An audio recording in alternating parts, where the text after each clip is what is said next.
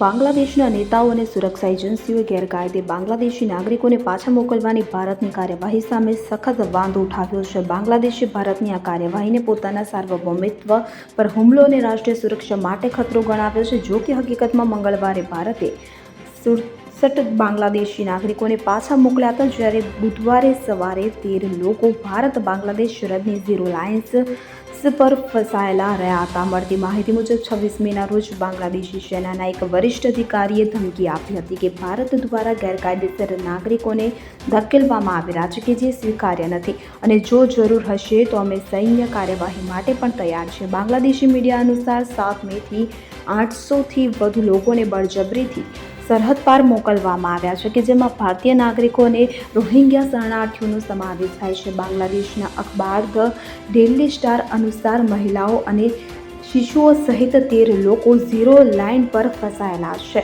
ન તો તેમને બાંગ્લાદેશમાં પ્રવેશ મળી રહ્યો છે, ન તો ભારત તેમને પાછા લઈ રહ્યો છે, કે જેથી સરહદે મૂંઝવણભરી સ્થિતિ છે. Bureau report CN24 news.